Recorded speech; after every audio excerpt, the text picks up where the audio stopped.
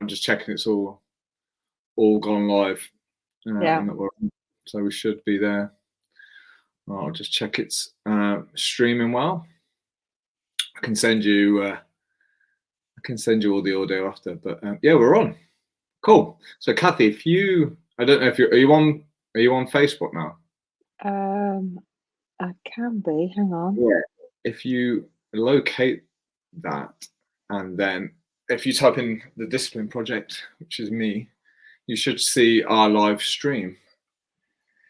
In which case, you just click share.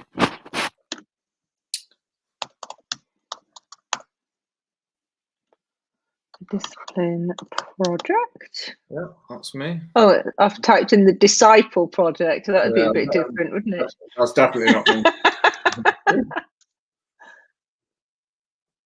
Yeah, and then if you share that to your page where all your fans are, they'll see you live. Discipline Project. There you go. Okay. Got me? I've got you. Yeah. Fantastic.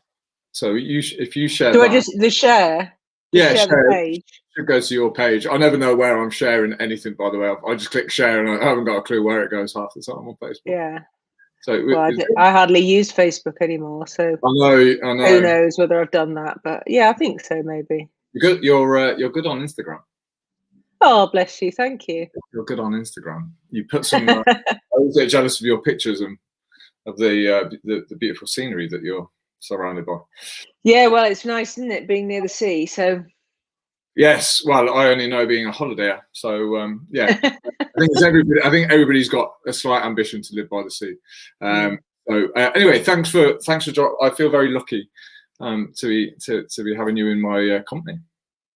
Thank you. I feel very lucky to be in your company. I like being in your company. Well, you don't know what I'm going to ask you yet. So, that's true. Yeah, maybe I'll have a horrible time. No, well, maybe. And I wanted, by the way, before we even start talking, I wanted to. We spoke about this on the last call. The Remarkable. This is my new iPad. That's where I do my writing now. It's brilliant. You've got to get one. Oh, how exciting! Now, you'll either love it or you'll hate it. It basically, you don't need another pen and paper ever again. You don't need. Well, no, I mean, I like pen and paper as well. I basically like any possible way of capturing words. Yes. And I want to own it all. Yeah, I've got limited space though. I've got hundreds of notepads now, and I always feel like there's good stuff in there, but it gets lost. Yeah, exactly. Version control, it's a nightmare. Yeah, and so I thought, well, this is my way, especially when I go on courses and stuff. So you create folders on there, and you put all your info into it. The only issue is you can upload it to Word and so on, but it's hard to recognise your own writing. But I scribble. It doesn't upload very well. So and it doesn't digitize it, so it's not like you handwrite and then it uploads it as type. Yes, but that's where the confusion comes in. It doesn't. Oh, right. It doesn't translate very well my scribble into actual text. Got you. Yeah. But anyway, I call you my writing coach because I guess that's what you are, right? Yeah. You've probably got the world's toughest job in helping me create a book.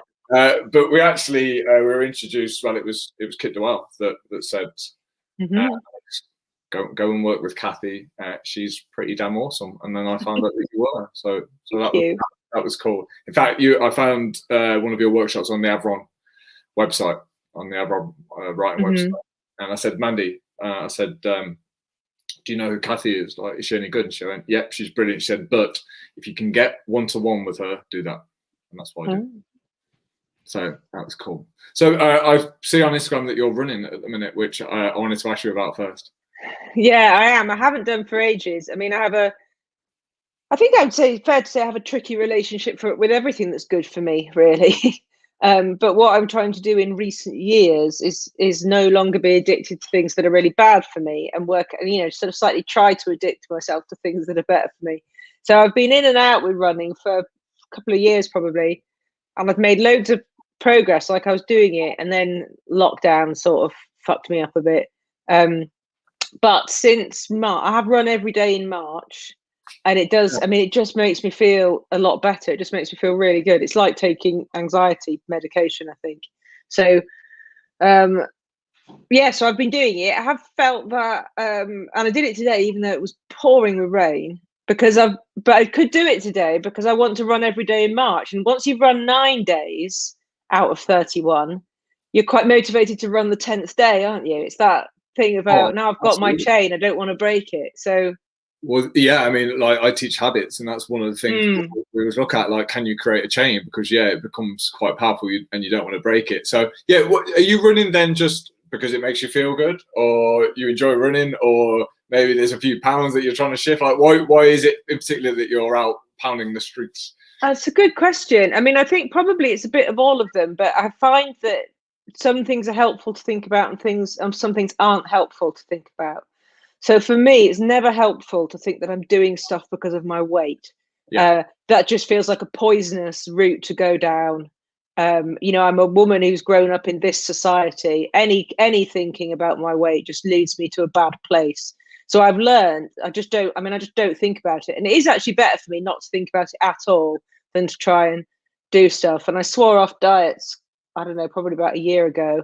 And again, feel a lot better for it. So I don't think about the weight thing, though of course it is, it's like a game I play with myself. I sort of like try not to think about it. So I'd say it's probably more, but it's a physical health and a mental health thing. But of course, that I've been thinking a lot lately about how it's so interesting, isn't it, that term mental health. But for me, mental health is very definitely a physical thing. Like the cause might be in my head, but again, sort of the older I get, the mental and physical are they're just fused together. So if I start going down mentally, I'll start feeling actually physically ill these days. And again, the effort to try to keep in the right place, I need the physical stuff. I think part of what the running is I think it's actually being outside. So I think a lot of why it's really good for me is I think it's really good for me to be outside. But of course, it's in a way, it's sort of easier to think of that as going for a run rather than just, it would be really good for me. So I think it's really good for me to be outside as early in the day as I can for about an hour. Yeah. But if I'm not going to almost like frame that as a run, then I'm probably not going to, go and like just sit outside for an hour. Yeah, in the rain. Yeah, well, I'm biased. I think it's hard to find something that's so accessible that can reduce things like anxiety and just put you at peace. Yeah. Exercise, and like I did yoga today for the first time in 2 years. It's a terrible sight to watch me try and do yoga. But it's for me, it's easier than meditation to break your kind of normal chain of thought, because you're doing something that's productive. But you don't think about anything else. So when you run, right, I'm sure you feel this. When you run, you don't really think. I don't know. I don't think about anything else than running. I can't tell you what I think about because I don't really think about much. I have my music in and I run. Yeah, I mean, I have really good ideas when I'm running.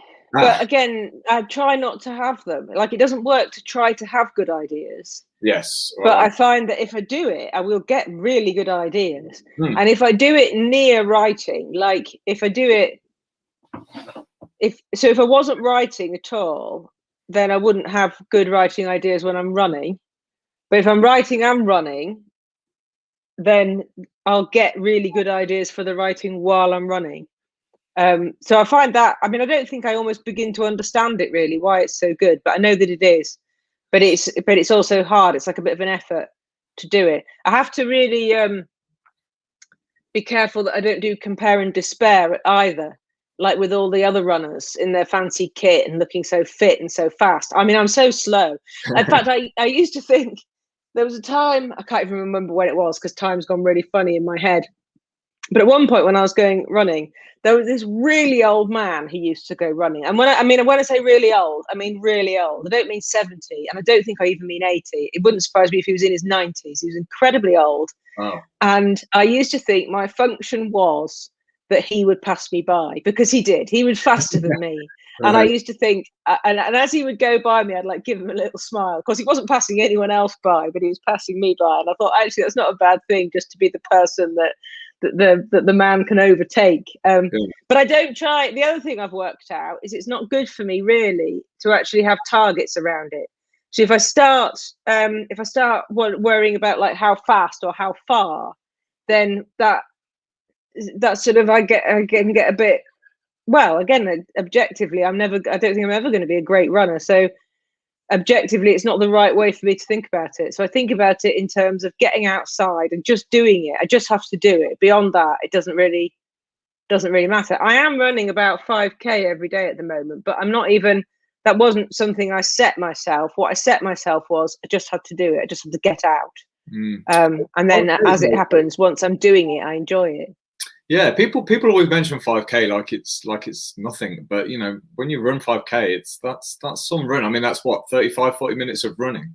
Well, more for me, so slowly. But again, I'll stop and take pictures and stuff, or I'm trying to make it about looking at the trees, appreciating the daffodils. So if I see something interesting, I'll just stop and look at it for a bit. So when I say it takes me ages, I mean, that is partly because I'm stopping. So I'm factoring in the fact that I'll do that. And I'm also doing, the last few days, I've had a little paddle as well in the sea.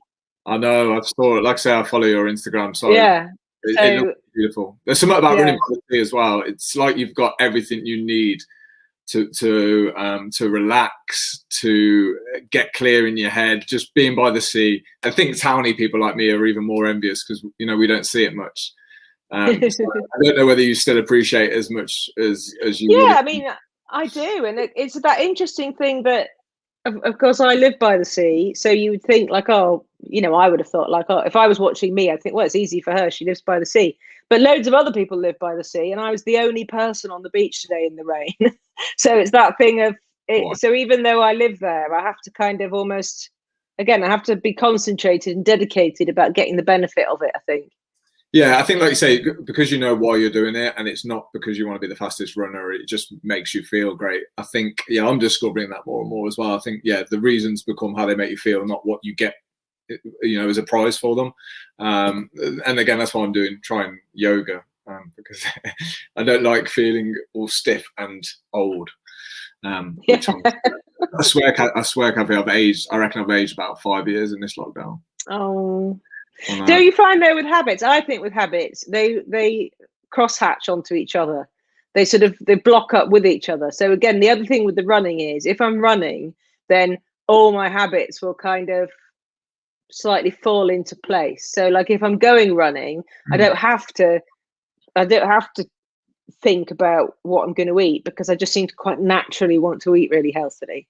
So if I'm going running, if I'm getting outside, then it all falls into place. So I have this sort of like positive spiral going on. And of course, it's quite easy then to get a negative spiral going on. So I have these sort of key habits. And if I can do them all, then the life generally feels quite easy. Yes. Yeah, no, I agree. I think I call that like the domino. So you do one thing. Yeah. There's usually one thing that people do in a day. For me, it's getting out of bed on time. Like, you know, if I hit snooze, for example, which I haven't done for a couple of years, that was almost my trigger point. That was almost me saying, do you know what? I don't fancy it today. I'm not up for it today. Yeah. Then, you know, everything, then breakfast was late or, you know, whatever. Yeah. So I think you're right. I think habits stack on top of each other, but there's usually one thing that can either trigger you towards all the good stuff or trigger you towards the not so. So, because you don't drink anymore either, do you? No, I don't. So I haven't drunk for about, well, it'll be 4 years in June, I think. So, and yeah, I mean, I genuinely, for me, it's easier to have none than to have some. So and I had more than my fair share when I was drinking. And so I don't, you know, and I don't, as time goes on, I miss it less and less. It's less difficult to do without it. But again, it's partly that thing. It's like, someone said to me recently, so would you say you have a drinking problem then? I said, well, not if I don't drink, I don't have a drinking problem. But if I started drinking again, I'd fairly quickly have a drinking problem because I think it's very addictive and people are different, aren't they? So my husband still drinks, but he hardly drinks now, it must be said. And he's hardly drunk in lockdown. It's just every so often he likes to go out and he likes to get really hammered and like dance all night. Yeah. And I think that's another way of doing it, isn't it? But I couldn't do that because if the possibility of alcohol exists for me, I want it all the time. Right. So I can't be an occasional drinker, but I know people who are occasional drinkers and that really works for them. And then, you know, a friend of mine said to me, oh, should I stop drinking? And I'm like, well, you know, you have a glass and a half of wine twice a week and you enjoy it. I don't think there's any point in you stopping drinking. So it's not about the alcohol, I don't think. I think it's about your relationship with the alcohol. I did spend years, I spent years just being a very, very hard drinker. And then I spent about 3 years realizing that it was a bit of a problem and pursuing various attempts to moderate. You know, so I tried everything. I tried drinking during the week and not weekends. I tried drinking at weekends and not during the week. I tried drinking only when other people were paying. I tried drinking only when I was paying. I tried limiting. I wrote down every unit, but of course I would not write them down after I'd had too many to remember how many units I had. So I used to have this little code. So I'd write in my diary, you know, like 4 units, 7 units. And then I can't remember what symbol I used now, but then there would come a point when it was just like a sort of like a fuck it button was pressed, and I'd just write loads. So I tried everything and nothing really worked. How did it affect your creativity then as a writer? So did it fuel the fire? Did it give you what you needed to write? And was there fear about you removing it? Not at all. Quite the opposite, actually. I do think one of the reasons why it was, I mean, it's not easy to stop drinking, but I think it was possible for me because I knew how bad it was for my creativity. So I did write my first book. In fact, actually, my first 2 books I did write while still drinking. But even then, with both of them, when I had to like get the next draft done, because I tend to work in sort of quite intense bursts, finishing a draft. Then I'll have a few weeks off it. Then I'll go back to it. So every time I was finishing a draft, I just had to stop. I just couldn't work hungover. And what would I have been then? About 44, I think, maybe 43. After I was 40, I was just getting really terrible hangovers, and I could no longer even get sort of satisfyingly drunk without getting a horrendous hangover.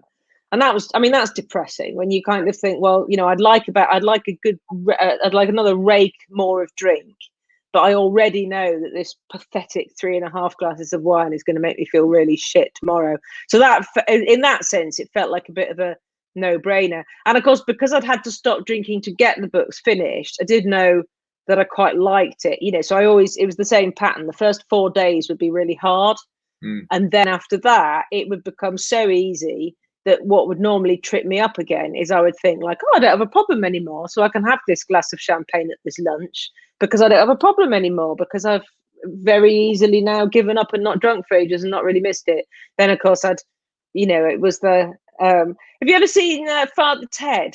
Yeah, there's an episode where Henry Sellers, I think, the sort of the drunk guy, comes to Craggy Island and Mrs. Doyle pushes him into a glass of sherry, and I'm a bit like that, you know. It's like, oh no, I don't need alcohol anymore, and then it's like, halfway it's like, I've forgotten how good this is, you know. Yeah. So sadly that would always happen. So I'd kind of basically sort of like end up in the gutter again, you know, quite quickly often. And the thing is, I mean, just never wanting to stop, wanting to stay out all night, not wanting to go to bed, then not getting good sleep, and then just absolutely being unable to write. I mean, not even on a hangover, just not being able to write, like a bit dopey or sleepy or whatever. I feel writing demands such effort, such concentration, such sort of sustained discipline. Certainly that for me, it doesn't go with alcohol. I think it's a great and sad myth, actually, that we tell ourselves in the culture that writers are, you know, all writers are sort of out there swilling it up. I think anybody I don't know anybody who's producing a lot of work that, you know, after a certain age, I just don't think you could get drunk all the time and write. No, it is a myth. I mean, I used to believe the same. I used to like smoking and being creative. I used to believe they went hand in hand. And I think obviously, you know, you have these visions, don't you, of writers sitting there late at night with a bottle of whiskey and getting drunk. But yeah, I found, especially over the last couple of years, my creativity is crushed for the following 2 or 3 days. That I don't know where these depressive hangovers have come from, but they're more intense than they've ever used to be. And I think that outweighs, like you've said, I think that outweighs the amazing pleasure of being pissed. Let's face it, being pissed is great. It is. And I think that's the other thing as well. That I think that really shows what sort of drinker you are, doesn't it? Like those people who would like go on about, you know, liking the taste or whatever. It's like, well, I did like the taste, but I liked the taste because I knew that it was the thing that was getting me drunk. You know, I liked getting drunk. I'm not interested in. I tried really hard to train myself to have 2 drinks, but I never could because I'm not interested in having 2 drinks. I really want about 6 drinks as a minimum. And then really, I kind of want, you know, 8, 9, 10 drinks, which is going to make me feel, it got to the point where it was going to make me feel like I actually wanted to die. So in that sense, it was kind of It's sort of easy ultimately, I suppose. That's the wrong thing to say. I mean, it's not easy not drinking. And then, of course, society is so booze soaked. So you think at first that the problem is going to be not having the drink. And then you realize that the problem is going to be that everyone else wants you to have the drink all the time. Christmas, Yeah. Easter. What are you going to do at Christmas? You know. Well, I think Like, that's why a lot of people don't give it up. Like, so for example, that's the reason I wouldn't, because my fears and my thoughts always take me to, well, what am I going to do on holiday? What am I going to do on Christmas? And they always say you're guaranteed to probably lose 90% of your social circle when you stop drinking. Most people have that in common with their friends, don't they? And lockdown, people are talking about booze, getting on it.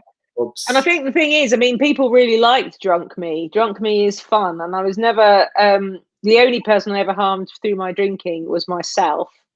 I mean, I think there were times when my son was little, when I was, you know, I was sort of hungover and lying on the sofa when I could have been playing with him. But I didn't neglect him. I also didn't behave badly when I was drunk. You know, I mean, obviously I would have been repetitive and all that, but you know, I didn't. So in that, I wasn't a problem drunk in any of those senses. So I think people found it really hard to, you know, and sometimes would say it like, oh, I really miss us getting drunk together. That's a very annoying thing to say to someone who's pulled themselves off the booze with quite a lot of effort. But you know, people do say it to you all the time. Oh, I miss this, I miss that, I miss the other. Do you miss kind of like drunk Cathy? Because I miss drunk Alex sometimes, because he was good fun. He was up for it. Yeah, I do sometimes, and I think there's definitely been time. Of course, it's difficult, isn't it, because of like the way the world's been in recent times. I mean, I think on the one hand, I kind of think like, gee, I'm so glad I stopped drinking before the lockdown, because I think the lockdown would have just passed in a blur of booze. But yeah, I do feel, of course, a part of that's not real, is it? Because I mean, one of the things I think is quite useful is to spend a bit of time with some of the people you used to love drinking with when you're sober and they're drunk. And you kind of think like, oh God, maybe I wasn't as much fun as I thought I was, because this crowd are all really boring now. You know, they're just telling the same stories and doing the same thing. So, but yeah, I miss. I mean, there's a lovely quote from Flaubert, which is something like, "Be modest and abstemious in your habits, so you can be violent and original in your work." So I'm trying to look for that sense of that sort of danger feeling, which is kind of, I mean, that's sort of what I liked about it. I like that sense that anything could happen. You know, I liked that. Not that I really did so much anymore, but I always liked that, you know, we were a few drinks in, oh, let's go get on the Eurostar, you know. Oh yeah, I mean, you don't, do you? I mean, I just used to carry on sitting in the same old pub, but you sort of have that feeling that there's a sense of excitement. So yeah, and I think internally you get that even if you are sat in the same old pub in the same old seat. And I think it's just an opportunity to forget all the shit that's going on. Like my financial stresses really have disappeared for those few hours, only to be intensified by the next day. But it's been interesting to see how everybody's coped during lockdown as well. I think some people have stayed away from it as a bit of a fearful thing. So I haven't wanted to drink because of the fact that I know how it makes me feel, and some people have relied on it a little bit more than they might normally. Yeah, I think I mean, what I miss really is I miss boozers with mates. You know, I just, it wasn't long before lockdown actually, but I went for a coffee with a friend of mine, Philip, and we went for a coffee, and I just had this real, and nostalgia's a killer actually, you've got to be really careful of it, but I just had this, I remembered some other time when we were, because we sort of do some work together, I remembered another time when we were just meeting on a Friday afternoon and said like, oh, should we just sort of take this to the pub, and like had a few pints of Guinness and stuff, and I just had that absolute like belt of nostalgia that I just wanted to go and be in some fairly grimy pub, popping up the bar with my mate and just kind of like talk crap for a few hours. But you know, you just work out how to do things at do things at other times. I think you really do. I mean, I had to change my life around it. But again, that's probably why I get up early. You know, I go to bed early, I get up early, and a really, really, really simple thing. But what I found I had to avoid, and actually that's one of the reasons when I said I don't know how to use Facebook anymore. I could not, that whole wine o'clock thing that you get a lot on Facebook. I just couldn't do that as a sober person. I couldn't spend Friday afternoon watching people anticipate, and then it's just all it is drinks, pictures of drinks. Social media is just pictures of the drinks people are going to drink from about 3 o'clock on a Friday. So I had to get off social media for those sort of booze periods and do other things, which is probably not a bad thing for me. Well, look, something you're doing is working because you're becoming quite the prolific writer now. So 4 books, your first one, if I'm not mistaken. Yeah. And how does it feel when there's a Sunday Times bestseller text above your very first book? Yeah, because that's me on the cover, and you can see, can't you, that that's it, yeah. Still recognisably me, I think. Yeah. So this was your first. Yeah. Yeah. Manual for Heartache. A surprisingly easy read. I thought this was going to be a very tough read, but I read it in 2 days, which is unlike me. I loved it. I thought it was fantastic. It was great. And then we have Dear Reader and Everybody's Still Alive, which is your first fiction book. That's right. Yeah, coming out in July. So that feels different as well. Yeah. What's the story behind you going from talking about your own past and some of the difficulties you've been in into becoming a fiction writer? Well, I think I always wanted to write novels, like when I was a child, and I think I'm just an accidental memoirist, really, because I kept trying to write about my brother's death as a novel, and it just didn't really work. So it ended up that I kind of had to write it as a memoir. And then once I was writing memoir, I kind of just carried on. So I hopefully feel that it feels like almost like it's what I should be doing. I think writing fiction, it feels a thing that in a way is more natural to me, even though it's newer. I guess I've often think like sporting analogies are quite interesting, aren't they? It's a bit like, oh well, yeah. I mean, I suppose with sports, a lot of times it's people's bodies dictate what sport they're going to do, don't they? But I feel a bit like that. I feel like, yes, I've written memoirs, but really it's a bit like, that was I don't know, the sprint or whatever, whereas really I should have been a discus thrower all along, or whatever the equivalent is. So it feels like coming home in that sense. It feels like the sort of the thing I'm suited for. No idea whether it's any good. That's the kind of the exciting, terrifying bit about this stage. How do you know if a book is good? Is it on your opinion, or do you base it on like how many people buy it or the feedback you get? what determines whether this is a good book? That's such a good and interesting question. I'm not sure there's a right answer to it. I mean, there's definitely, for me, I really like having readers, and not all writers do. And quite a lot of writers say that they, slightly sound like they think they're above all that. But for me, writing really is about communicating. So I think it is about communicating to a reader. So I want readers. So therefore, I do find it exciting when my books find readers. And really that's all sales is. It means you found readers. So I will be disappointed if my novel finds no readers. I'll still be pleased that I did it for itself, but it will disappoint me if it doesn't find readers. The other thing as well is having readers is so much fun, because the other thing I like that lots of writers don't like is I really like readers like explaining me back to me, if you see what I mean. I find it really brilliant.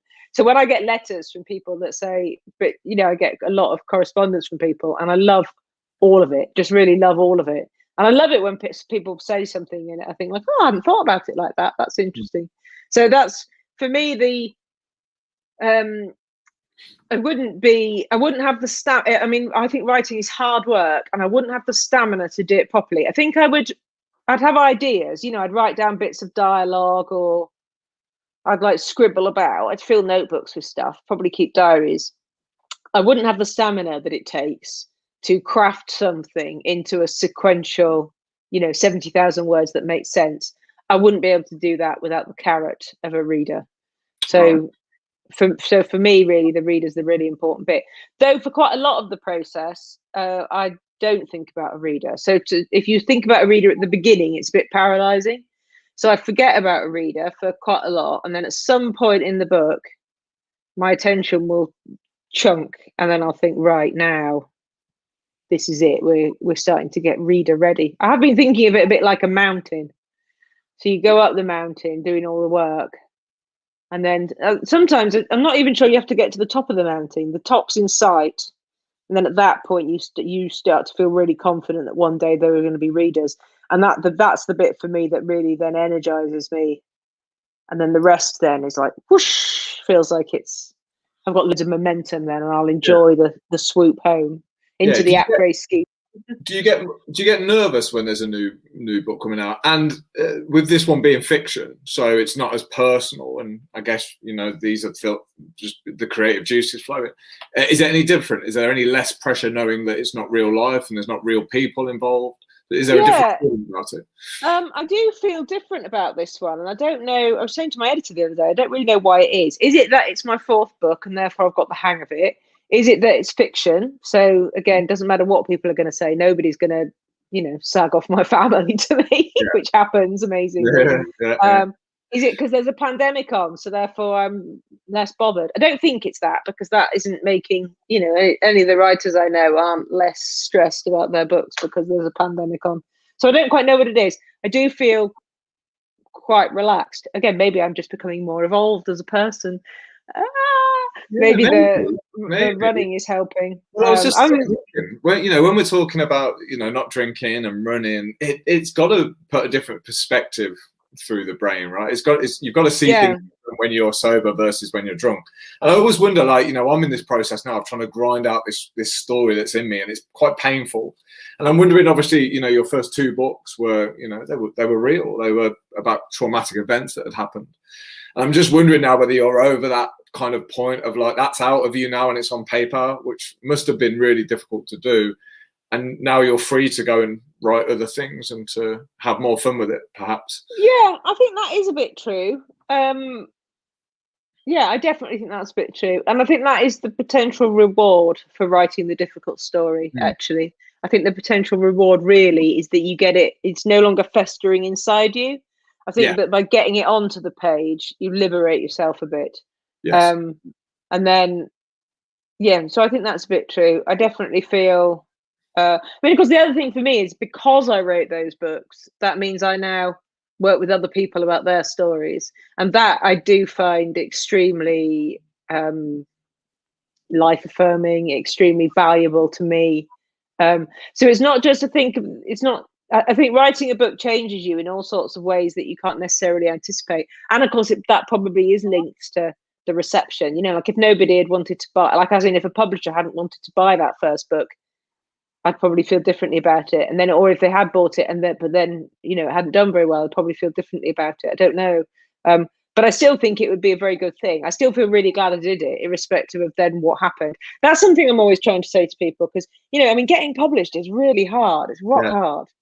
Because again, the problem with publishing, it's not that the people in publishing aren't nice and don't want to give out book deals like sweets. It's that there aren't really enough readers. There are more good books than there are people that want to read them. So it's a problem of supply and demand. So getting published is really hard.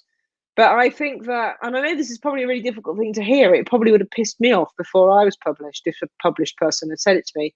But the thing is, the worry that you won't get published isn't the reason to not do it, because actually, in a way, the publishing is almost the least of it, because it's such a big and amazing thing to do. I just don't think people should put all their eggs in the publication basket. And it makes me sad when people don't write because they're worried that they won't be able to get it published. But equally, I do say to people, because I'm quite tough, I do say, if you could write this book, it's going to take you ages and it's going to be hard work, and then you might not get it published. So I wouldn't, if not getting it published is going to ruin your life, then don't bother. It's that thing. Don't do it. I don't think it's the right flag to put in the sand. It's not the right, it's a bit like me in the running, isn't it? I could be doing it saying oh, I need to run, I need to do a marathon, or I need to do this, or I need to do that thing. But that's not the point of it for me. I know it's not the point of it for me. The point of it is being out in the fresh air, moving my body around. And I think that I think in a way with writing, it would serve more people, including those who are already published and are under contract for books. It would serve people more to think about the process, I think, rather than the product. No, totally. I mean, yeah, it's everything I teach. But I think it's difficult as a coach and a mentor, isn't it? Knowing how much truth to dish out, because let's face it, you know, like you say, it's tough, and most people probably won't get published. Most people probably won't make good writers as well. And you know, and you probably know that as a mentor. I know that some people that come and see me, you know, some will make it, some won't. And often you get an inkling or an idea of who that's going to be. But yeah, it's knowing how much information to give them, and you know, you don't want to set them up to fail, but you don't want to feed them bullshit either. No, it's a very interesting one, isn't it? I always feel I want people to be on the same. I want us to be on the same page with what I think is achievable for someone. So I very happily work with someone who didn't have, you know, who just wanted to write a story for their grandparents, and have worked with people who want to write a story, but they very definitely don't want to publish it because of the nature of the story or the nature of their connections or whatever.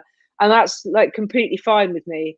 What I don't want to do is work with someone who is I wouldn't want to work with someone who's very publication focused, and who, again, I wouldn't want to work with someone who didn't get how difficult it is to be published. Partly because it would just make me feel depressed if I worked with someone for a year, and then if they thought that when they didn't get published that all that time was wasted, that would make me feel unhappy, I suppose. So I think that's the way of learning. Like that, you know, this is why I'm learning how. You know, I did a lot of writing and thought I've got a book here until, you know, Kit DeWell got her hands on it and said, actually, Alex, you know, you don't really. So I think like you have to. I think you'll find out who's serious about writing, won't you? At that stage when you're told your work is no good, because like let's face it, you either put the pen down then and walk off, or you go, right, okay, I need to practice my craft here. I think. It's only I like to work with people who understand that it's work. So, and also it's what's tiring. And again, I worry that I'm a bit like this, actually. I think I'm probably quite hard work with my agent and editor. And actually, I mean, I'm not as hard work as I would be when I was younger either. I probably didn't, probably writing happened for me at the first possible moment when it could happen. I just don't think I was mature enough earlier.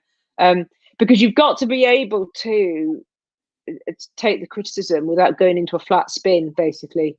And it's not even that the criticism is bad. It's just the knowledge that every draft is just a shadow of its future self. So, and everyone I work with, I would say, most people, certainly people that have already written a book before, have often got more of a handle on it. But everybody I work with, but they put too much pressure and weight on the words right at the beginning. Like, so they want to write a really beautiful first chapter, whereas actually you're better off writing a whole draft that's a bit crap and then making it better. And again, I just think that's almost like a fundamental misunderstanding about how writing works and how writing is done. One of the things with writing are things when we read other books, most writers only read published books, of course. So you're reading something that's finished. And it reads, this is the magic trick of it. When you read a book, if the author's good and if the editor's done their job, it will read like they just sat down and it just flowed out, no bother. But of course, it wasn't like that. But that's not what you see. So it's like you're seeing the magic trick. You're not seeing the behind the stage. So quite a lot of what I'm doing with people is actually trying to show them the backstage. Yeah, no, absolutely. And look, the pictures that for a while, I stopped putting the transformation pictures out because you'd have somebody looking miserable as fuck, standing there, 4 stone overweight, you know, head down, shoulders rounded. And then there's an after picture of like, you know, big smiles, look at me now.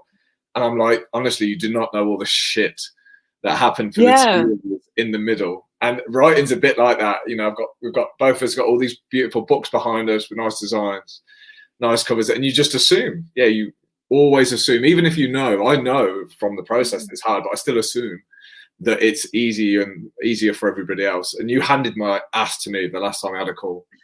Didn't we? I just sat there like that for about 20 minutes as you was moaning basically, like, why is this tough for me? And you were like, Alex, it's not tough for you. It's fucking tough for everybody.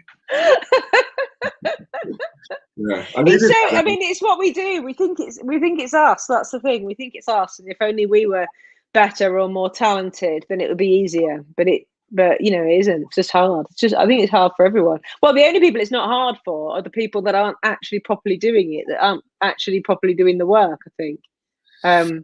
Yeah, and I think that was proof of, you know, having a good mentor and a role model is so important for me. Like that conversation, you know, that truth that you gave me, like it hurt a little bit, but like I really needed to hear that at the time. And yeah, all my mentors give me a little bit of pain, but I think everybody needs a role model or a mentor, especially if you've got aspirations and dreams. Yeah, because it's not smooth, never is.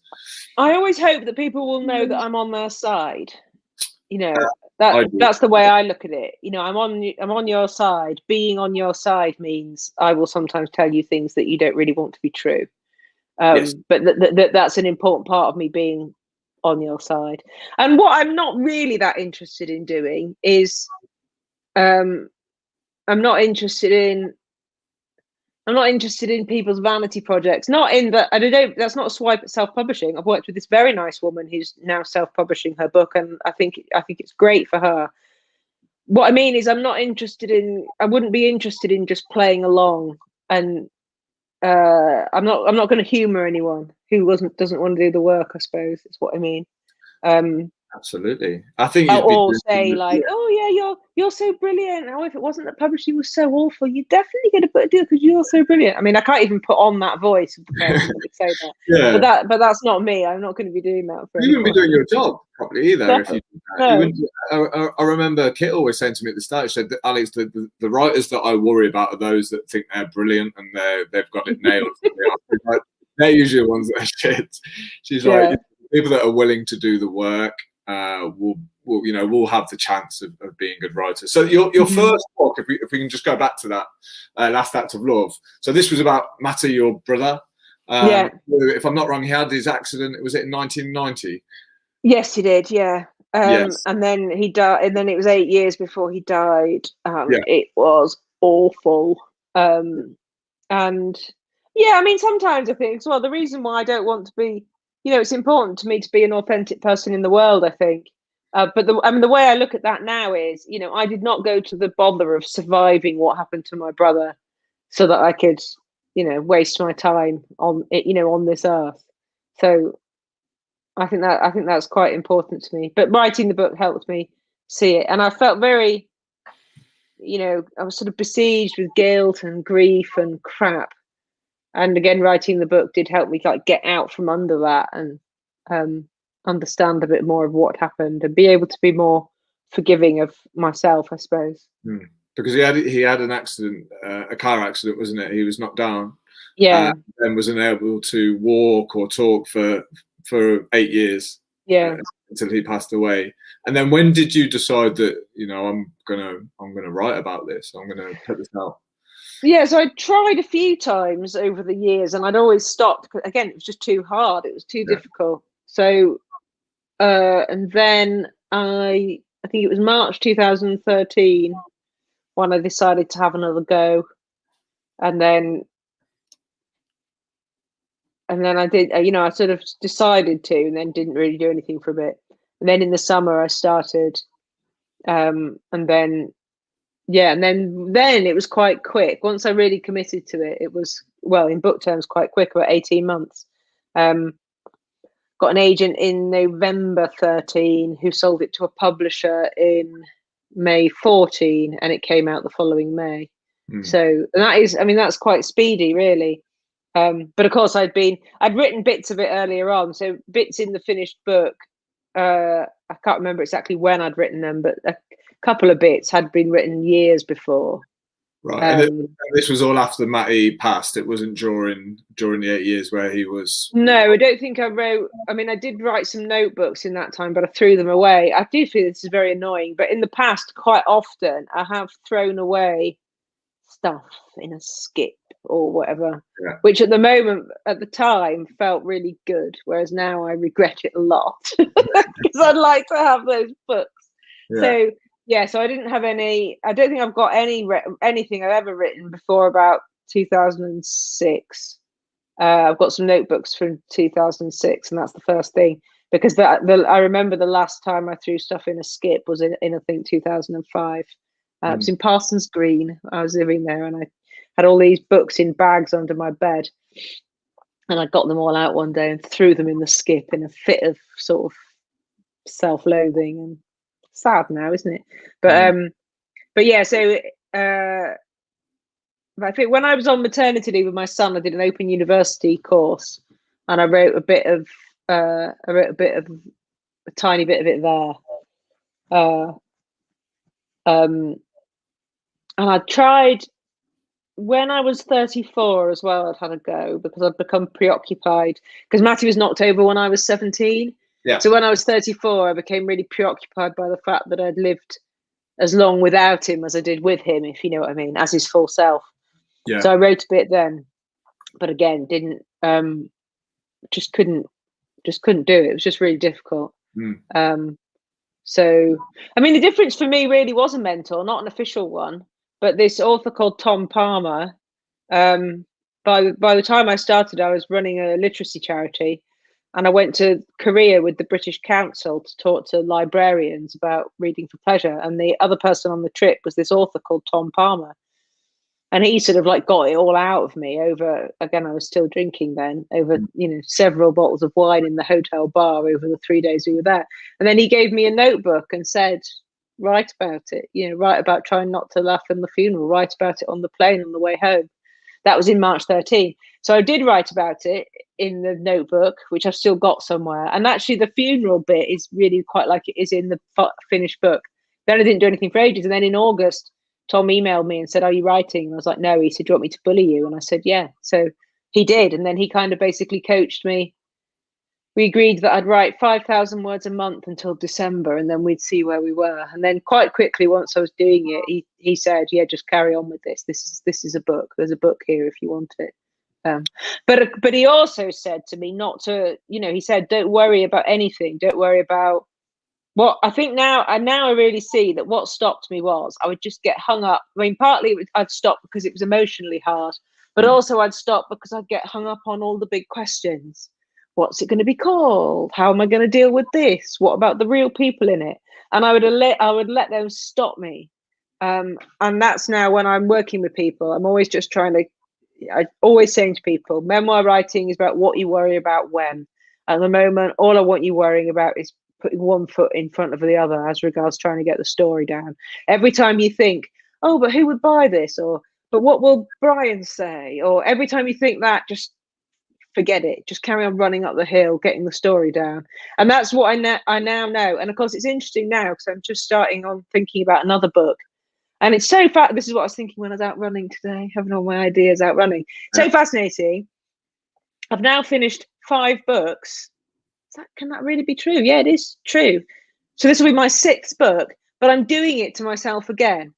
I've got this idea, but I keep damning the flow. I keep saying, oh, but is that the right thing? And how will you do this? And how will this happen? And how will that happen? And how will the other happen? Whereas all I need to do is make some time and lay down some words.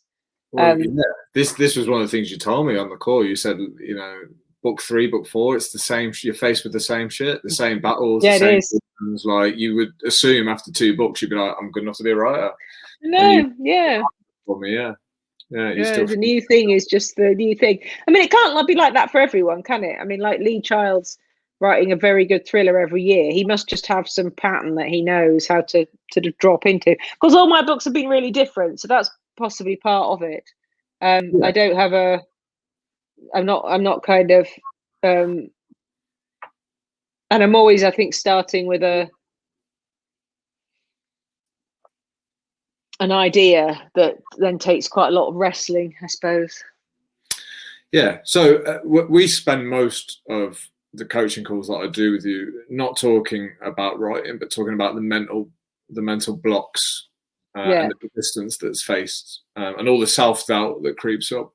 And I believe there's pretty much a book in most people or in everybody.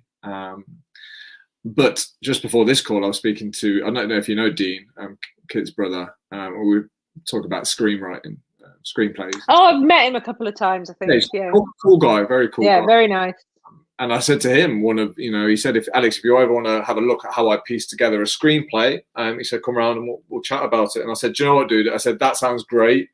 but there's almost an air of embarrassment. You know, if you say, I want to be a writer, or I want to write a screenplay, I don't know what slaps most people around the face, but it slaps you around the face and says, who the fuck, like, do you think you are to be a writer? Or what have you got to say? Who's going to be interested in that? How would you advise anyone gets around that? Because these things come up whether it's writing or not, right? People have ambition. Yeah. So it doesn't matter that we're talking about writing, but yeah, a lot of people go straight to these blocks of like, who the fuck can do it? Yeah. I mean, I think it's about knowing that the struggle is real. And again, knowing how, I think in a way, knowing how you're not alone with it really. So, and I still do it all the time. And I do it as well, not just on books. I'll do it on, I'm getting a bit better, but I'll do it even like on pieces, you know. So I'll be reviewing a book and I'll suddenly out of nowhere, it'll just be who the fuck am I to give my opinions about this book in the Times? Who the fuck am I to do that? And it's just like, and it does in that moment. You just have to breathe and keep going and just, I think, just sort of like accept it. I've stopped fighting it in a way. Just sort of accept it and move on. But the most important thing is to know that it's not objective. So I think this is why I used to stop before. All these voices in my head saying like, you know, well, you know, you're almost certainly rubbish. And anyway, if you're not rubbish, you know, you read that article that said you needed connections to get published. And, you know, everybody says that publishing's so hard, so you won't be good enough to get published. You know, all that dribble. And the thing is, that is in everybody's head. So it's just that you've got to kind of just like zone it out. I can't get rid of it, but I can zone it out, and I cannot listen to it. I can make sure that I'm not thinking it's objectively true. And it doesn't, I mean, it does help. It helps me now that I've got, you know, so people are loving this book, dear reader. And I was saying to someone the other day, like, they were saying like, it reads so easily, it's such an easy read, and you know, was it easy to write? And I'm like, no, it wasn't easy to write. I was climbing the walls over that book, and it was all like, who the fuck am I to write this? Who cares about my opinions about books? And that's what who cares about what I've got to say? Yeah, I mean, you know, we spoke about, you know, reading this and kind of using it as a reference point to help me with my writing. So I'd read it and I'd be like, oh, it's so simply put, brilliant, easy. I'm just going to go and do my version. You come sit in the front of the page and I haven't got a fucking clue what I'm going to say here. Type, delete. Here's a question that not many people know how to answer, because I think the answer is so complex. But how do you know when the right time to stop is? Like, and I'm not just talking about the daily process, but I mean an idea that's going nowhere, or a book that's going nowhere, or the harsh reality of like, you're not a very good writer, you need to stop and do something. Yeah.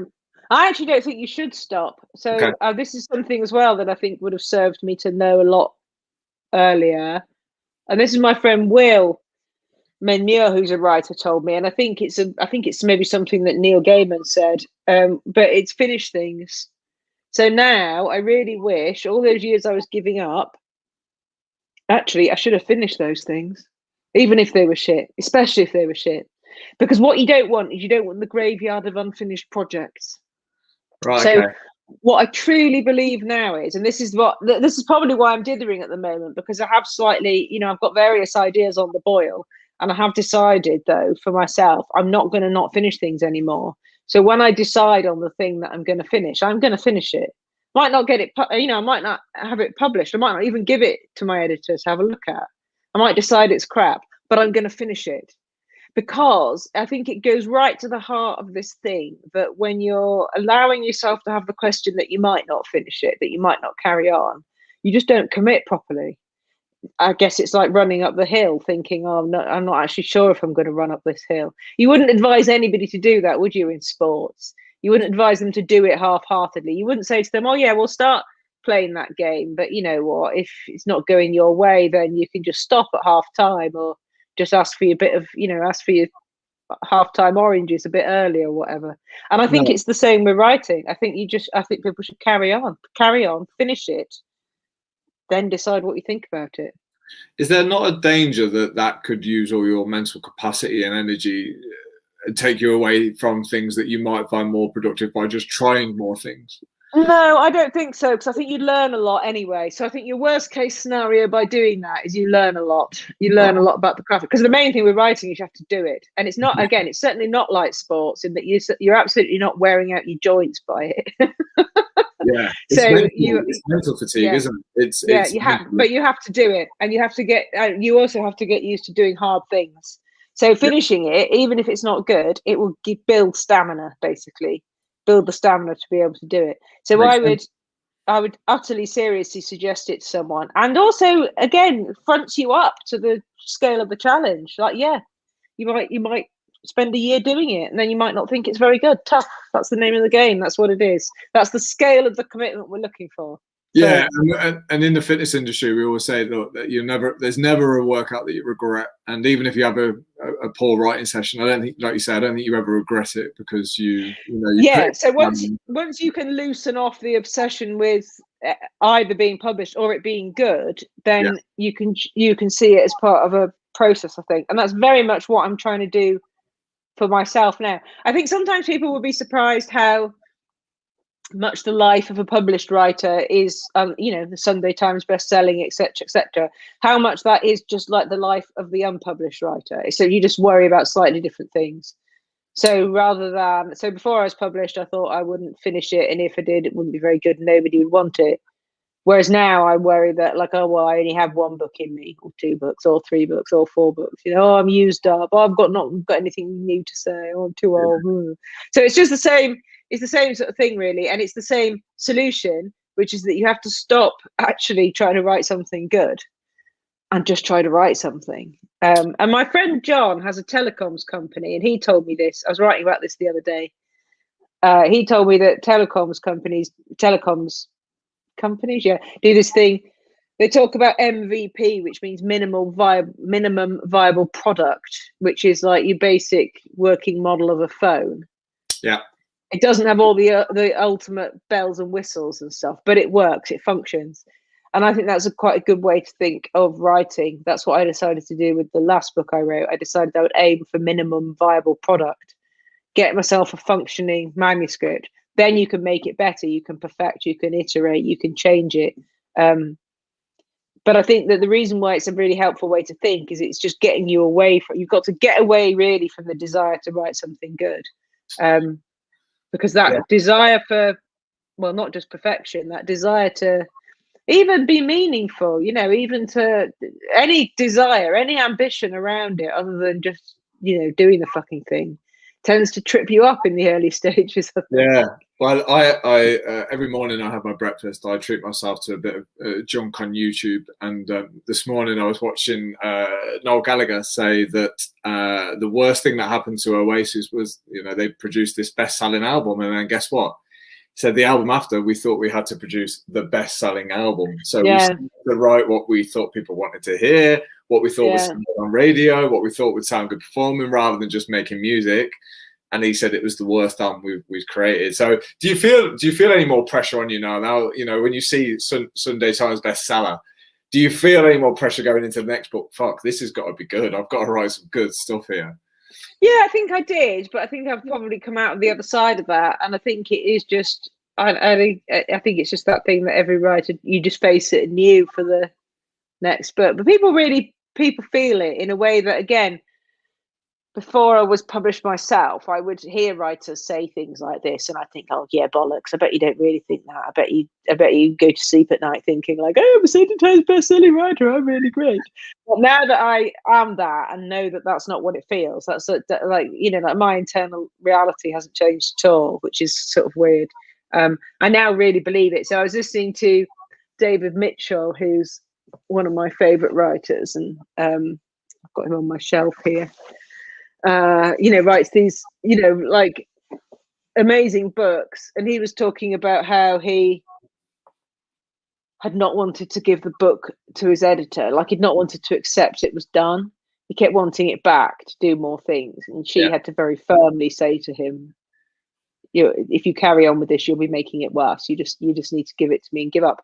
Now, before I was published, I'd have listened to that and I'd have probably thought like, no, I think he's just trying to be a bit likable or relatable or whatever. But now 100% believed him, totally get it. Because again, he'd be looking at that thing, like, doesn't matter how many amazing books he's written, he's still really worried that the book that he's now just written is shit. I think that's the thing as well. If you are going to try to innovate and write different books, then you're always going to have that. But that's part of publishing being brutal, I think. And I think that publishing is brutal. The people aren't. The people are delightful. People in publishing are just the nicest people in the world. But the process is quite brutal because, again, it's just, it really is, are people going to want it? You know, and if they don't, then you might not get to do it again. That's part of it's part of the thrill for me. Like, I think when you develop a resilient mindset, like, you start to thrive on the challenge rather than run away from it. Yeah. So, trust me, there's days where I've thought, like, Alex, just give this writing game up because you're shit and it's not going anywhere. And they happen a lot, but I quite like that. I like that self-doubt. I like pushing through it because you think, well, you know, if I can get through this and get this book done, I'm going to be performing at a different level. Yeah. And I think if you can make yourself do the hard things. And the other thing as well with that is it's so transformative. So that's what I've been thinking about the running. So, like, for me in the running, it's like I'm not doing it in spite of the fact that it's hard. I'm doing it because it's hard. I'm doing something that I'm not very good at, you know. And the thing is, I do lots of things that I am good at, you know. So I know although it doesn't feel like it to me, the self-doubt, etc. I do objectively know I am good at writing. I know I'm good at teaching writing, and I'm good at talking about writing. But yeah, I know I'm really not very good at running, but that's sort of like almost the point. I'm doing it despite the fact that it's going to be hard and that I'm going to keep butting up against the limits of my own capability. And yet I'm doing it in the rain.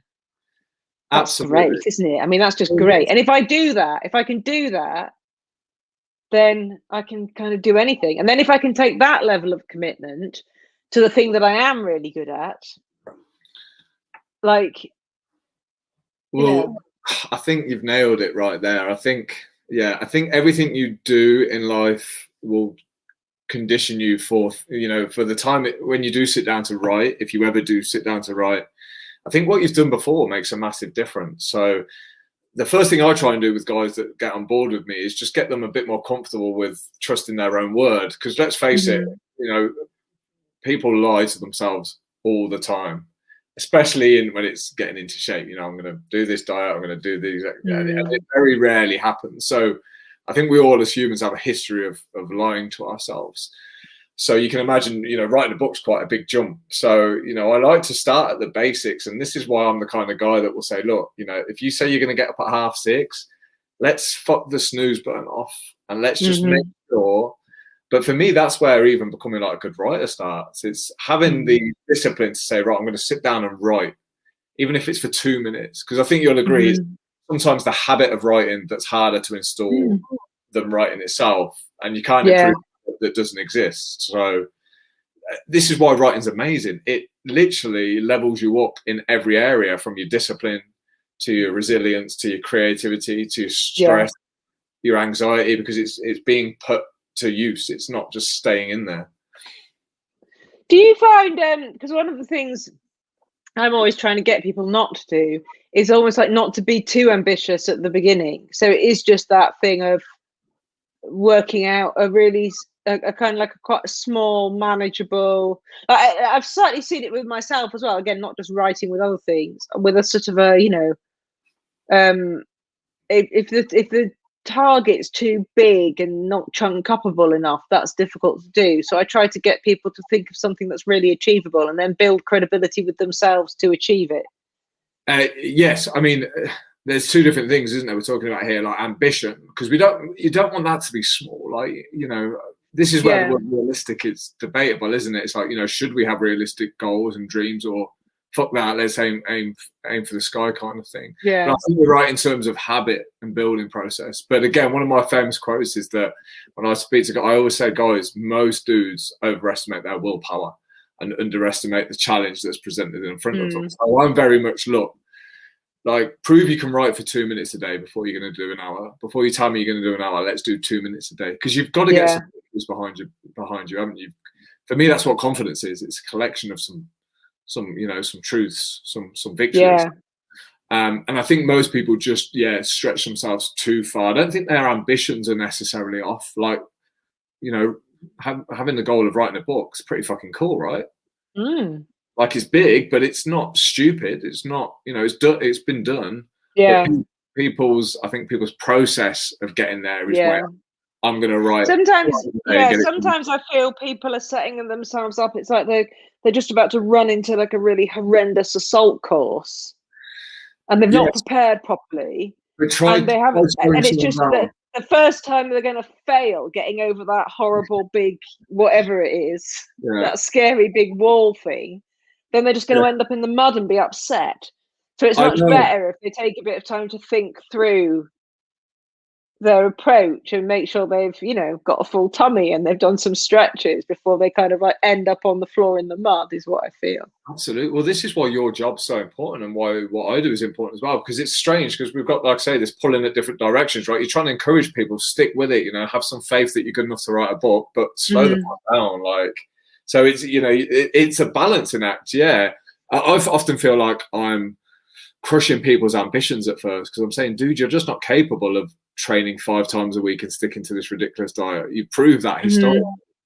So train twice. History will tell you everything. People have tried to get into shape countless times. Like most women have dieted, like you say, their whole life, right? Yeah. So someone's not fucking working. And for someone to jump in front of them and say that, like, this isn't working, let's try it a different way, you've got to move out your own way a little bit. That's why I work with you, because you tell me how it is and you guide me into ways of thinking outside my normal way of thinking. Because I think I should be able to write a book in 6 months. I don't know where the fuck expectations come from, but it's there. And having somebody like you will say, Alex, well, hold on, like, let's focus on doing the work. Well, I mean, the thing is, you might be able to if you could never have any of those self-doubting thoughts ever again. Oh, absolutely. I might be able to, I might not. And I think where the skill lies as a coach and a writer. Like, everybody's going to be working off different time frames, have different expectations. Life happens. So it's a skill, isn't it? Like, not crushing people's ambitions, but encouraging them enough to. I like to be optimistic and realistic kind of at the same time, somehow. Encouraging, but real, I guess. And the food thing's really interesting, what you said then about people trying to train and diet at the same time, because one of the things I realized I had to do at residentials was actually on the first day, like, read people the riot act about how much they were going to eat and say to them, make sure you eat enough. Because I had this thing where someone was very upset, and it turned out that they thought that as well as going on the writing course where they were going to interrogate this, horrendous story, it was also a really good opportunity to try intermittent fasting and not eat for a couple of days. Oh man! So now and again, in my kind of pre-course prep thing, I say to people, don't try to go on a diet at the same time. That you need to be well nourished. And I think people try. It's just fascinating, isn't it? People try to fix everything about themselves at the same time. Yeah, and the interesting thing for me is, if you'd have just started slower but carried on, you'd have been much further than you are now by trying all these massive action steps. But getting that through to people is tough, because people do want the results now. They want the before and afters now. They want the book now. But unfortunately, life never works out that way, and we never get what we want. We have to do the work. Doing the work is. I think there's a nice. I think if you can harness that starter energy, that's a great thing. But I've just experienced it lots of times in my own life. I'm not short of, all those failed diets, failed regimes. I wasn't short of commitment, like right in the first second, and then I was really hungry and pissed off by about day 3 or something. So I just knowing that it's not. I think it's to do with probably need a therapist for this bit, but I think it's because you have different selves or different bits of you. And what I've worked out over time is that the bit of you that's very like shark fin up to be thin or write the book or whatever, that bit might be able to be very dominant when you're coming up with the plan, but you're not going to be able to fulfill that plan if the other bits of you aren't on board. And you've got to kind of align the other bits that also quite like, resting or having fun. You've got to try and make sure all that's going to work together. Well, who's setting the goal? That's what I like to ask, because most people set goals from a place of motivation. So, you know, I'm going to do the diet because right now I'm motivated. Like, bring it on, you know. And when you're motivated, your willpower's good. When you're motivated, your discipline's good. As a coach, I'm not interested in that. I'm interested in what somebody can do on their worst day. So when motivation's not there, that's when I find out what somebody's discipline levels are like. So this is why, again, writing's an amazing skill, because you sit down and you write every day. If you feel like it, do it. If you don't, you fucking do it as well. Yeah. And it installs that discipline. And if you want to get in good shape, your nutrition and your running has to be similar. You have to go, well, I feel like running today, so what? I'm going to go and run. Yeah. It has to. It's the only way for all of this. It's the only way for all of this. That's the only way anything will get done. Can I ask you a fitness question then, Alex? Go on. So I decided I'd just run every day in March. Again, I don't have to run far, but I have to get out of the house and do it.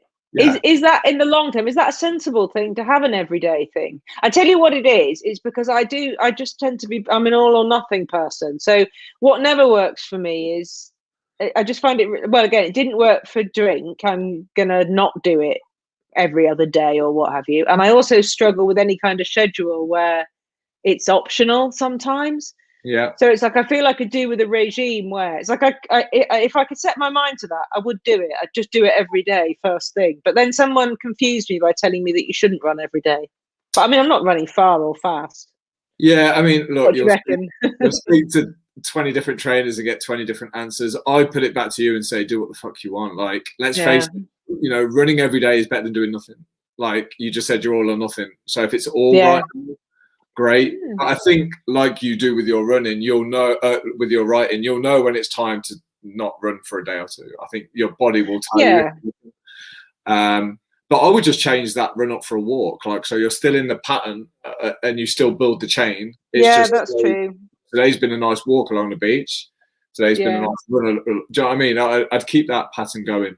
But yeah, I mean, it's the same with overweight people, right? They always say don't run because it's bad for your joints. But you know what? I can't help but love it when I see somebody who's massively overweight running, because I'm just like, go on. I love the fucking effort that person. Yeah. So it might not be good for the body, but for the head, it's good. So I'd do whatever the hell you want, Cathy, on that one. Yeah. So if I think I'm just going to go out in my trainers first thing every day, and then it doesn't beyond that, like. Yeah, I mean, that is kind of what I said actually when I said I decided to run every day in March. I don't think I even said I'd run every day. I just thought I would go outside in my trainers every day in March. Yeah, and that has become running 5K every day in March. So yeah, it's back to the outcome, right? You want it to make you, you're not trying to become an expert runner. Yeah. No, the other thing as well, I think this really works with writing. And again, maybe even without thinking about it, I've accidentally done it well with this running thing, is I think it's really good to set small achievable goals that you can then overachieve on. So that certainly works really well for my psychology. So the entry price, if you like, is quite small. I only have to do, I mean, actually I don't write for a long time anyway, but like even when I'm, so like when I'm writing, I have to write for 2 hours. That's my measure. I'll write for 2 hours. Wow. Quite often then I'll write more than 2 hours, but I have to do the 2 hours. And then I will really enjoy, I have to do 2 hours, and I'll love the fact that I easily break out the other side of that. Same way if I'm doing I like variety, so I tend to change up my measures. So I'll do 2 hours for a bit, and then I'll do 1,000 words will be my new measure. But I've worked out, I quite often write 1,500 words, but if I set the measure at 1,500, it's a bit hard, and then I get a bit pissed off, grumpy, start trying to find excuses. Yeah, this is interesting, isn't it? Because that's a bit like me saying you've got to do 10K or run for 50 minutes. Like for most people, like the thought of that would be the thing that stops them. Because the hardest part about running is putting your trainers on and stepping outside, right? Yeah. And and I think writing's similar. Like the hardest part is opening the laptop and starting to flow with your Because then I'm like, well, I don't want to stop after 5 minutes. I want to carry on. And running's a bit the same. It's going back to getting the habit as strong as possible. Getting yourself going. I do think, I mean, certainly I was thinking about this running today and with writing. I think starting's the hardest thing. Or that first bit of I remember somebody telling me this about running, and this changed my running life because I just didn't know this. Somebody told me that just when you start running, you always, like, quite near the beginning think, "Oh, this is really hard work," and it's just your body kind of. I can't remember. I think they explained it in some kind of oxygen way or whatever. But basically, that everybody feels that at the beginning of the run, you have this sense of like, "Ugh," and then if you just keep going, you get over it. And it's so completely true. And I didn't know that. So I think all these other times I tried to go out for a run and I hit that period and just sort of thought, "Oh, this is too hard," stopped. Never Yeah. did it again for like another several months. But I think it's a bit the same with. I think it's very much the same with writing. Like right at the beginning, I'm always sort of like, "Ugh," but then you just you have a few breaths, you get into it. You just got to ride over that. It's that first bump you just got to get over, haven't you? Oh yeah, it's horrible. Like you feel that it's like going up the flight of stairs. Even when you're super fit, for some reason, it always gets you out of breath. And the first few minutes of running is the same. Like you feel like you've never been on a run in your life. It's horrible. But Yeah. I did a piece of writing actually not so long ago about this phrase of like the hardest part is starting, right? Which is it's a pretty well known cliche, right?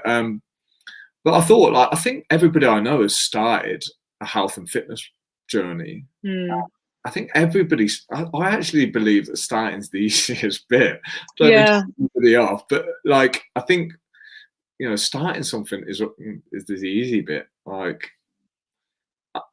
that's what I believe. I think it's when you start to realise either the amount of work that's involved, or when your strategy's off, and you hate the food you're eating and you hate the exercise that you're doing. You just think, oh, this isn't for me. So I think strategy comes into play at that point, more than willpower. Yeah, that's interesting. I'm wondering if I'm a bit hard because on that idea of the strategy being wrong, maybe it's a bit harsh of me to say you should just finish something.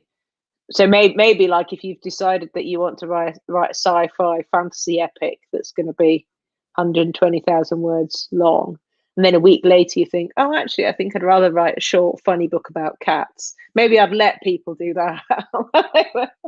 Yeah, well, working it out. If the strategy's wrong, maybe. Yeah, but the craft is still the same. Like the craft is the same, isn't it? But yeah, and again, I think we could speak all day about this. And like that, for some people, no, you don't quit. You have to keep fucking doing the work. And for some people, no, actually, you need to stop this and move on to something else that's going to serve you. This is why it's such an interesting game. It's like 4 + 4 is 8, so is 5 + 3. I think there's multiple ways to get the same outcome. So it's interesting. But let's face it, when it comes to especially with health and fitness, the more shit you can do that you can like, the better. So if you hate running, like, don't run. Like, do something you enjoy. If you like running by the beach, doing 5K, stop him taking pictures, do it every fucking day. Do you find so certainly when I'm working with people, I find people are really different, obviously, and that's one of the things I like. So when I'm working with someone, I'm trying to work out what they're going to respond to, what's going to work for them. Is that the same for you when you work to people? Are you trying to work out what sort of person they are? Yeah, absolutely. I always look at like what they want and then what they need, and then I try and mix the two together. Because what they people think they know what they want, right? But it's often not what they actually need something else. So like when I had a coaching call with you, I wanted you to tell me how to become a better writer, and you actually gave me what I need, which was a bit of a kick up the arse around the mindset of it. I wanted you to tell me what I needed to do to become a great writer in that hour. Like technically, tell me. But I didn't need that. You gave me what I needed on that phone call, and since that coaching call that we've had, I've done much better. So I think there's a mix, but I think you have to have a look at that about an individual who's in front of you. But they're accustomed to their own ways, and if you give them what they want, they don't get what they need to progress. They get what they want, which isn't what they've come to you for. No, it's all very. I mean, it's sort of endlessly fascinating, isn't it? I do completely love it, and I love the way. Again, some people have quite a lot of self-knowledge, and some people don't. And again, it's not a judgment thing. I just find it really interesting to work it all out and work out what's going to be useful to someone.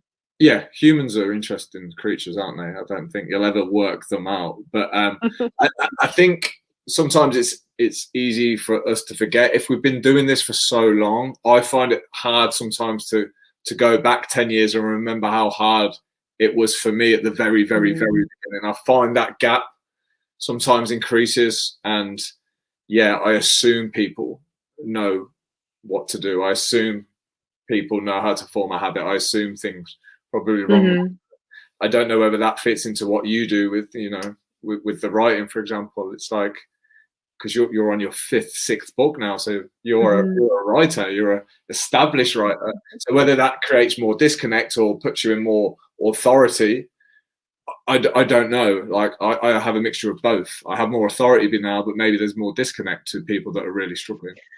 I think it gives me more authority, actually, to tell people how hard it is, in a funny kind of way, which I think is what people need to know, that it's difficult and that everybody finds it difficult. So my mastery, if you like, my expertise just gives me that. Because, of course, if I didn't have any, if I'd never published any books and was saying to people, like, it's just really hard, you just got to carry on. Don't worry about it being good. Don't worry about any of that. Just carry on. I suppose people would be inclined to say, well, what do you know? You haven't finished any books. So in a way that I have the authority to, again, the authority to say there aren't rules in the way that you think there are rules. So that's probably what I get from it, I'd imagine. I assume now, obviously, as an established author, that you attract clients like myself who might not be able to write so well, but they've got the drive and the ambition to do it, because that's one of the reasons I work with you. You were very successful at what you did. I assume that you attract people that want something that you've got. Yeah, and it's really important to me, actually, that I do work with people. I mean, I'm choosy in the sense of I want to work with people who want to work with me. So I don't just want to work with someone who wants to work with any old person, if you see what I mean. Because it's a chemistry thing for me. So I'm actually not interested in anyone that wants to work with me because I'm a best-selling writer. I like people when they've done a course I like people that I like people to have consumed me a bit and then know that they want more of me, if you see what I mean. That I feel just always really works. So I always try and get people to read a book, or what, if someone's been on a course I've done and then gets in touch, that's always going to work, because they know what it is I've got to offer. Sometimes when people have just come, people have like, oh, I want to, you wrote a best-selling grief memoir and I have this story and I want you to help me to write a best-selling grief memoir. And I think I'm not quite so sure about that. So it's a chemistry thing. I only started reading your books after I signed up with you. I think, obviously, having Kit kind of say you were ace was enough for me. And then she said she takes no shit as well. I was like, brilliant. That's a tick in the box. She also said, you don't mind the odd F-bomb swear word. I was like, oh, bonus, then we might get on. And she said also you're okay with writing about difficult and sometimes what we call depressing topics. So I was like, yeah, bring it on. And that was one of the first, that's kind of was enough. The first call we had, I think there was a connection on that point that we both strangely like writing about quite dark topics. Yeah, and of course, because Kit sent you, I knew. I mean, that happens to me as well. Someone I trust will connect me to someone. So that works. Yeah, I do find it's amazing. And then I have all sorts of people. I have people who've already published quite a lot of books, but that want to do something really different, and they just want some support to. I call it like a secret squirrel project. So they just want to write something like as a little side thing that no one else knows about in their other book world. Yeah. And people writing all sorts of things. I do have a high proportion of people writing about difficult things because, again, I think I'm good at it. I think I can hold the space for someone while they write about difficult stuff and show them how to do it better whilst respecting their experience, because that's the important bit. I've sometimes found that, and I remember talking about that with my editor, actually. I said, I need to know that, I get that you respect me and the experience. I need to know that you'll be able to say to me, like, this bit's rubbish, that bit's boring. She said, I don't think I'll ever tell you that you're rubbish or boring, but I promise you that I will be able to work really hard at showing you how to tell your story in an even better way. No, absolutely. So that's where I feel like I am. Yeah. Oh, no, you are fantastic at that. You have an excellent skill of, dishing out a bit of tough love. So the right amount. I always say it's like you put one arm around me and then you like punch me in the face with the other. That is what you do. And I had to work hard to be on board, really, because you were busy at the time editing the book. And I know you've got a client base. And I had to harass you a few times via email. Oh, that's right. Yeah, you did kind of. I think I said like, oh, I'm not taking anyone on new for a while, and then you sent a very sweet, sort of slightly cheeky, very respectful follow up, and I thought, oh, fuck it, then go on. Yeah, I thought I can't give up that quickly. I can't just ask or move it. So I thought I'd ask twice. But we've been chatting for an hour and 25, so I'm very respectful of your time. Before we finish, though, if that's okay, I always like to end with like, I'm really interested in what people are reading and watching on TV right now. And if there's anything that you think is worth a shout, especially on like Netflix or in terms of anything that's pretty cool to watch right now.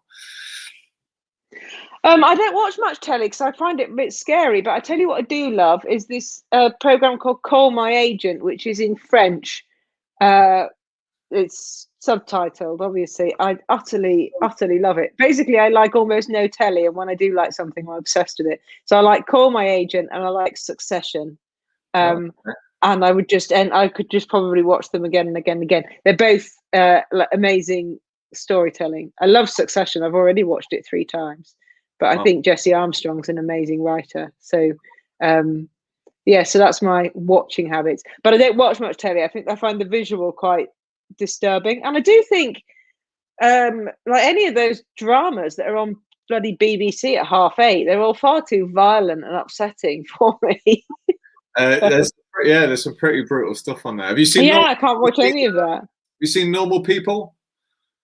No, I haven't actually. I probably would like that, I'd imagine, because I like the book. But it's brilliant. There's some good stuff on there. There's some good stuff. I probably watch TV about once a week, so I try not to watch too much junk. What about what are you reading right now, Cathy? In this very exciting thing where I've just gone sort of Second World War crazy, and so that's what I'm reading. So I've been reading, but I just really like reading stuff that was written at the time. So I've been reading a book by Margaret Kennedy. The title's a bit crap. The title is Where Stands a Winged Sentry, which isn't very good. It's from a poem. But the book is brilliant. I'm reviewing it for the Times, and I utterly loved it. And it's set during the summer of 1940. And it's easy to forget, I think. Like, it's the time when everyone thought they were about to be invaded. Like, people went to bed at night thinking that the invasion might have happened when they woke up the next morning.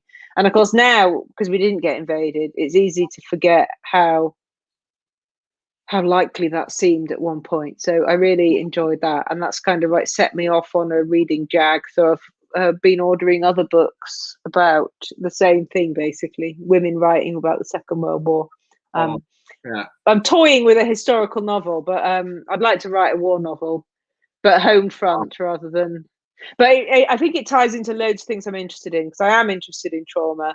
I'm interested in men and the way they process trauma, especially in an environment where they're supposed to be all like stiff upper lip and. Just ask me. I can give you. Yeah. We don't feel no pain. Yeah, I can give you all that stuff. Yeah, it's hard. That's what I'm writing about now. It's hard to. It's strangely much more easy to be vulnerable on a page than it is to be in real life, though. Like, there's things that I think people would read it and be like, "That's not Alex," because that's not me in person. And on the book, it just gives you that freedom to be who you want. I think that's one of the main things that writing gives you, actually. I mean, I'm much more honest on the page than I am in real life. And then, of course, when you are honest on the page and then lots of people read it, it almost like forces you into a more honest position. But even so, it kind of depends whether I'm more honest in my writer self now. But I'd still, if it's like normal life, where you just try not to frighten the horses, aren't you? If I'm just like picking my kid up from school, I just want to not frighten off the other mothers by being peculiar. So yeah, that's a good point. Yeah, I think one of my fears was like, worrying the reader, because it sounds quite a little bit messed up at times when you're putting your thoughts out on paper. Well, don't worry about that now. That's a later draft problem. Just make sure you get it all down. And the nice thing about the reader as well is that readers are much more generous than real people, because they have come to your book because they want to consume what you have to say. Yeah. So you got to make sure that in that worry of not upsetting them, that you don't dilute what you've got. No, well, I'm in love with the process, and 10 more books have arrived this week. I need to delete the Amazon app off my phone because yeah, I'm reading 1984 George Orwell at the minute. Oh yeah, lovely. Yeah, that's interesting and scary, scarily accurate actually. But yeah, it's cool. But Cathy, thanks for giving up like 90 minutes. I know I can talk, so thank you for. It's a massive pleasure. It's been very cool, and I can't wait for our next coaching call so you can hand me my ass again. I mean, what I'm doing wrong is Alex, shut the fuck up, just go and do the work and let but no, thank you. I appreciate you. And where can people buy your stuff? At all good bookshops, I think. That's crazy authors, that response, isn't it? At all good books. Yeah. And Amazon and CathyReadsBooks.com. Are your books on sale there? Yes, they're not on sale there, so I don't sell any of my books. But yeah, if you want to consume more of me, I can occasionally be found doing running pictures on Instagram at Cathy Rentzenbrink. And yeah, I don't do much social media, but I do post the running pictures. Yeah, your Instagram handle is there running across the screen with your website. That's very professional. Yeah, and by the way, I'm very interested to see what your new book. I love the title of your new book. It's grabbed my attention straight away. Yeah, good, isn't it? Yeah, everyone is still alive. I like it's got me thinking. Is it a dark book? Is it not? I'm looking forward to reading it. So that would be cool. Cathy, thanks so much, and thank you to anybody who's checked in and listened. Massive pleasure. Take care. Bye.